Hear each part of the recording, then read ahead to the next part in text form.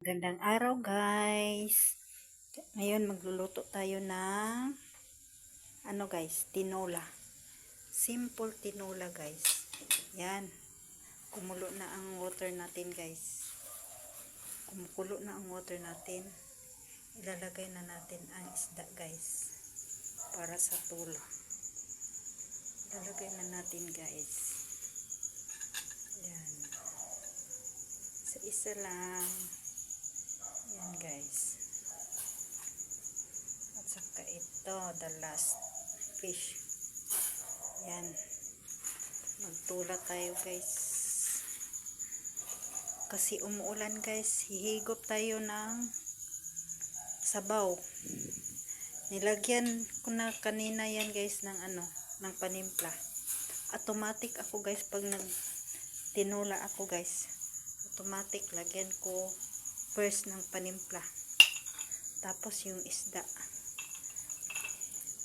Madali lang lutuin ang tinulang isda guys.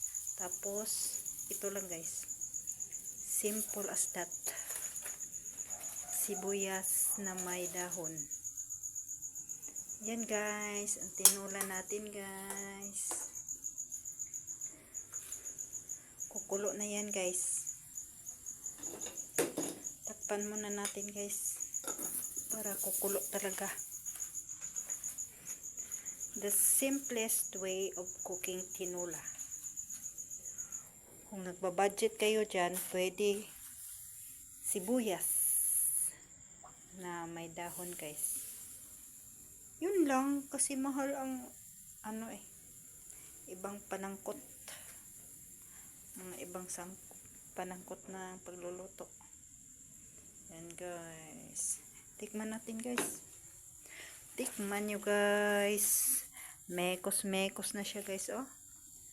Minekos-mekos na natin guys. Tikman natin guys ha. Tikman nyo guys oh. Ah.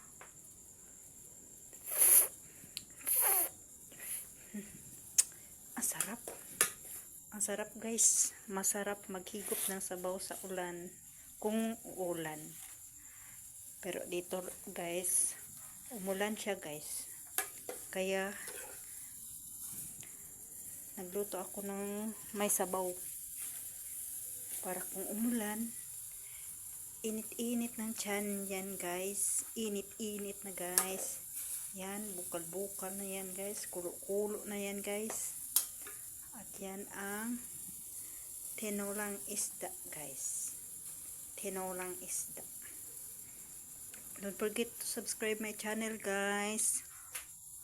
Like and share. Watch and comment to my videos. Babush guys. This is my tinola version.